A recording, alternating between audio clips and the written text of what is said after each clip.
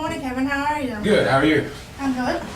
My name is Linda. I'm one of the counselors here at Daybreak. Okay. And you'll be meeting with me twice a week for one-on-one sessions. All right. I'd like to start by letting you know that anything you say will be confidential in this session, unless you tell me that you feel like you're hurting yourself or others. Okay. All right? Sounds good.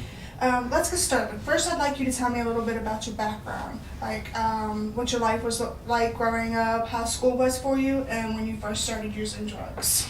Okay, we'll take them one at a time, I guess. Growing up, I grew up in a real good family. Parents are still together today, so I wasn't a child of divorce. Mm-hmm. I grew up in a good middle class to upper middle class family. I never lacked anything as a child. You can almost say I was spoiled. And I was never abused, physically, sexually, or emotionally. So really, when it comes to my, the trials I went through with struggle with my addiction and stuff, I guess you could say I'm one of those people who's without excuse. Mm-hmm. I had it all growing up. I was afforded every opportunity in life. I could have went to college, made something of myself, but I got with the wrong crowd. I changed schools from middle school to high school. I moved, and so when I went to high school, I didn't know anybody.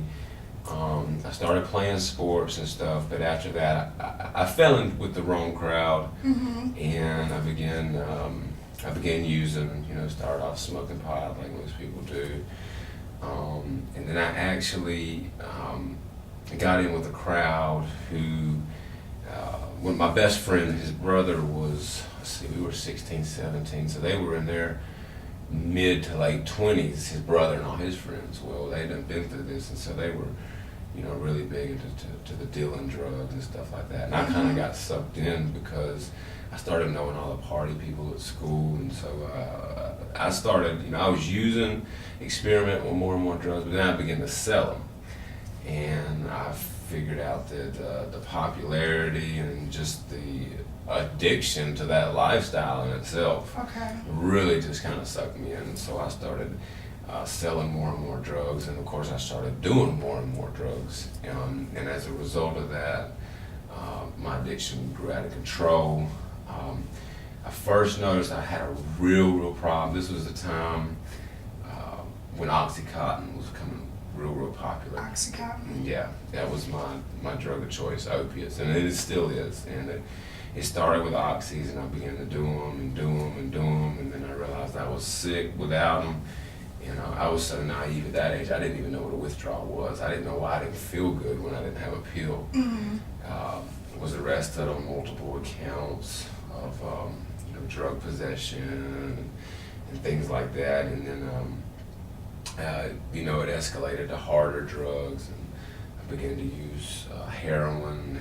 And once I started with the heroin, in particular with the IV use. So you used needles? Yes. Okay. Yes, I did. I started using needles in 2000 and I want to say 2008 was my first time. Once that happened, there was no going back.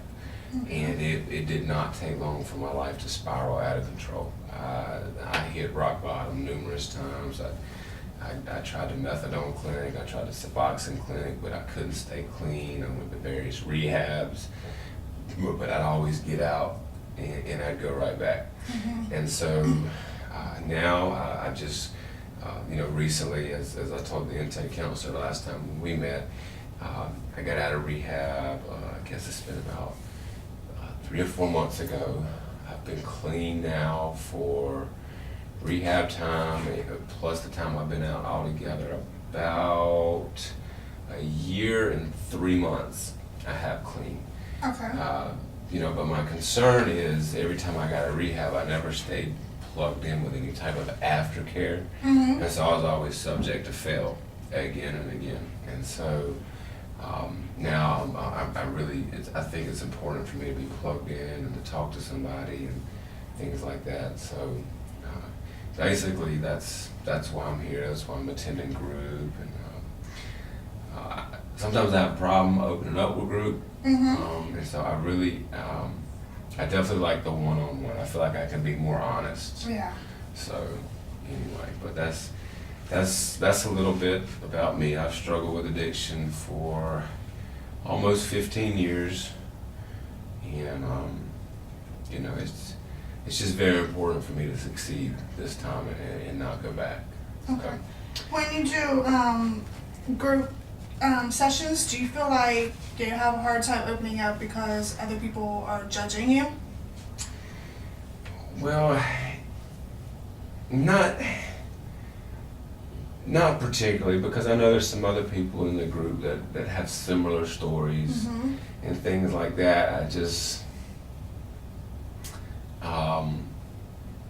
Do you maybe feel shame at some of the things that you have done? oh yeah, well, there's a lot of shame and there's a lot of guilt and remorse, you know, for the things that I've done. I've done some pretty terrible things Mhm. in the name of trying to get my next high. But no, I think the real problem I have in opening up is that you know, I don't feel like I have anything to contribute. You know, right now I'm doing good, and I've been clean for a certain amount of time, but I have the tendency to want to put in my 2 cents about what I think is the best approach or what worked for me, and you know, and that may not help somebody else. And so I just, you know, I'm sure you talked to Sharonda, the group leader, and she probably tells you for the most part I'm really quiet in there. Mm-hmm.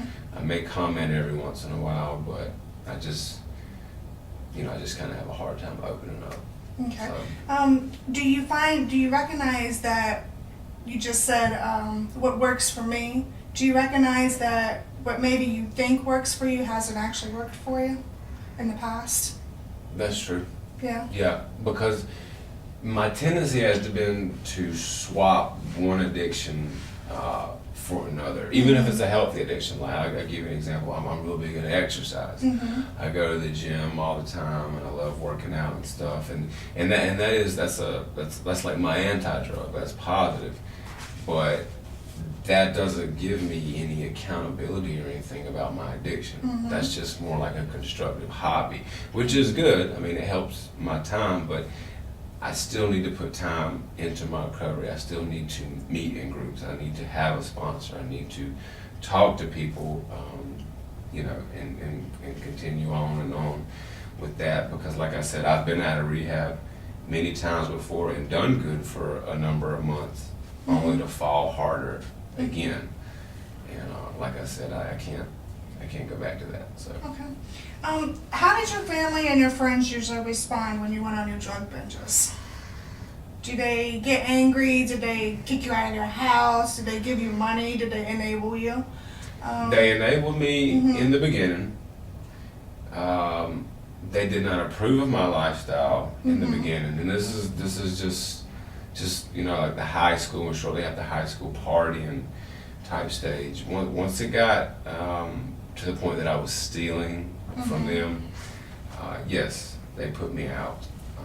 And then I went to, you know, rehab, and they thought things would be better, and I'd mess up again, Mhm. and then I go to another rehab, and then eventually I went to a long-term rehab, which I completed, and I got home, and I did good for somewhere between 6 and 8 months. I did good, and then I fell, and I fell bad. I fell harder than I've ever felt before, Mhm. and so there was a lot of disappointment, maybe some resentment. And so now I feel like I'm in that space again. Recently out of another long-term rehab, there's that hesitation to trust me again, because they're so scared of being hurt and Mhm. disappointed, you know, because that's just been my pattern. Mhm. You know, obviously they still love me and they still want the best for me as long as I'm doing good, but they're still, you know, kind of, you know, just I get Kind of weary. and expecting it, Mhm. expecting, Yeah. you know, and they hope it doesn't happen, but at the same time, I feel like they expect it.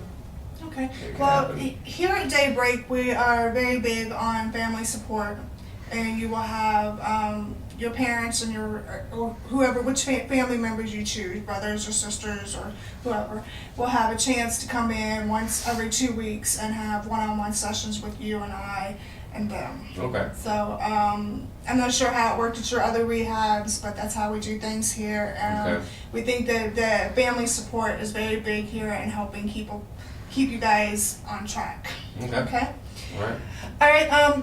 I would like for you to give me 3 goals that you would like to set for yourself for the next 6 months. 3 goals the next 6 months. One of them is actually in process, and that is I want to go back to school. Back to school? Yes, Okay. I want to, because before, I've always done good in school, but I just never really had much interest in it. Right. So one of my goals is to get back to school, Mm-hmm. and I want to start working towards a degree to make something of my life. Okay. All right, so that's one. 2, I would really like for a complete restoration to take place between me and my family Okay. and the ones I've hurt. I want them to.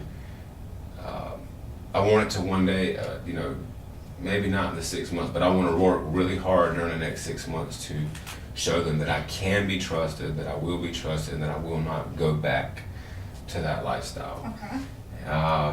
And the 3rd goal I have is, actually this should have been number 1. It's one of the 3. It's complete abstinence. Complete abstinence. I don't. Okay. I mean, before I used to think I could go in the bar and have a couple drinks with some friends and go home, and I know where that leads. And it's difficult for some of my age because that's what all my friends do and stuff. And so, basically, to get involved, basically with my friends from church and stuff, and just completely cut ties with everyone else, which I have done now, but I want to continue to do over the next 6 months. Okay. Well, these sound great. These sound very obtainable goals, especially the restoring with the family and the back to school.